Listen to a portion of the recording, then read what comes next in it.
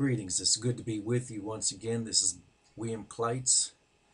I'd like to look at Psalms 13. Have you ever felt like God has forsaken you? Maybe you're going through something in your life. Maybe it's something that you're dealing with, some adversary maybe. Maybe the accuser of the brethren is accusing you daily.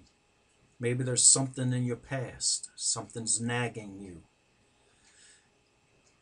Maybe there's some situation where it seems like you want to run and hide, but also it seems like God is not with you. God has forsaken you, it seems. Notice I said it seems, because Jesus said, I'll never leave you nor forsake you if you're a child of God. If you're listening to this and you're not a child of God and you're hiding, it seems, or you're running from something and you feel like you're trapped, then Jesus Christ is that answer to help you, most of all spiritually inside, which this psalm speaks about, and then what happens inside you will affect your outward situation. So I'd like to ask you again, maybe you're going through that today. You feel like God has forsaken you. Well, you're not alone. I have felt that many times. Actually, I'm feeling it today. But by faith, I preach the word of God and share what I can to help somebody, or if I can help somebody. David was like that. We don't know the situation here in this Psalms. It could be that David was running from Absalom, betrayed by his own son and some of his people. It could be when he was dealing with some other situation. No matter what it is, or no matter what difficulty it is, it's not exactly pinpointed what it was. And it's just like you and I. We cannot pinpoint sometimes why it seems God has forsaken us. Maybe you're in that dark place where it seems like you're on a shelf and God doesn't want to use you no more. Or nobody calls you up for ministry no more. Or you have other brothers and sisters that don't want to call you because you might preach something offensive, which they would think that's offensive because they have become so religious in their ideas. They don't want you around because you might upset the apple cart. It's a shame how things are happening today, but there's a spirit of lying. There's a spirit of Jezebel and Ahab that's coming to America. It's already here. We are voting this November for people that are just like Ahab and Jezebel. She's a criminal, and yet people are trying to back her up, trying to back up a wicked person. Personally, both of them are not biblical. So I hear people say, well, vote the Bible. Well, you can't vote the Bible on these two that are running for president because neither one of them are godly people. I personally don't believe. But you got to pick which would be better for the future. If Hillary Clinton gets in, then she'll vote for new Supreme Court people, which will affect our country for years and years to come. About 50 years, they say. If people don't die, then they'll do the same things they did with homosexuality. Now, Trump says he'll put in people that are conservative, and that would protect the Christians and American people from tyranny. And if he really does that, then that's the person you need to vote for. But nonetheless, you do what you want to do. But here in this Psalms, whatever you're going through, whatever you're dealing with, and maybe these things are affecting you. Many people are saddened and disappointed. They're wondering where God is. And people are saying God's in control, but it doesn't seem like he's in control. So it's affecting us spiritually. We can get depressed about all this stuff that's going on and the filth and pervertedness that's laws are being passed. And now emails are coming out where Clinton has Hillary Clinton and her team had come against Christians and calling us dirty, wanting to get rid of us, really, and Catholic people. So we have a situation today that we need. It seems like we're in that cave. We're wondering where God is. David did the same thing. He said, "How long wilt thou forget me, O Lord? Forever? How long wilt thou hide thy face from me?"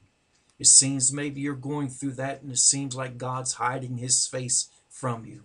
But this is why it's so important to remember what the New Testament says. He says, "I'll never leave you nor forsake you." So it could be maybe because we've done something wrong.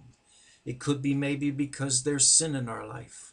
It could be maybe because we're dealing with this situation because of someone else's bad choices, and we're feeling the effect of them, which we are doing right now in America. We're feeling the effect of our uh, not courageous leaders in the House and the Senate that stand up against Obama. We're feeling the effect of people and their political ideas that are actually communistic and for the terrorists. Actually, we have people now that are attacking white people. We're attacking policemen. So there's a lot of people not. So in other words, I'm saying these things. You're not alone. There are times we feel like God has forsaken us, but he has not. It could be because, again, not because of what we've done. It could be we just don't know why the reason things happen where it seems like God's not there with us. But David goes on, he says, "How long shall I take counsel in my soul?" Notice what he did. He was taking counsel in his soul. So when you're dealing an adverse situation, you need to counsel yourself. That's what David was doing. He was looking at how God was faithful to him in the past, and now he's in a situation where it seems God's not with him, but he realizes in his past that God was always with him. So you need to counsel yourself so you won't make a wrong decision. "Having sorrow in my heart daily, how long shall mine enemies be exalted over me?" He was saying here again, he was thinking this thing through. You got to think these things through and not act. "A fool uttereth all his mind, but a wise man keepeth it in till afterwards." That's Proverbs 29:11.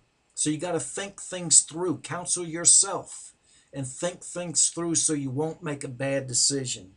Consider and hear me, O Lord my God. Lighten mine eyes, lest I sleep the sleep of death. He was even considering possibly dying because of his situation.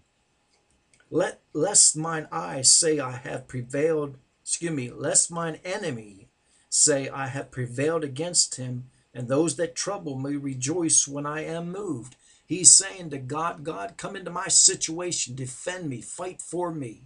Just like Jehoshaphat, he said that he came to the Lord because the enemies was coming against him, and he prayed, and God said, "I will fight for you." God is fighting, will fight for you as you cry out to him, as you don't turn from him, but you turn toward him and realize that he's with you, even in your pain, even in your sorrow, even in your disappointed life. God is with you.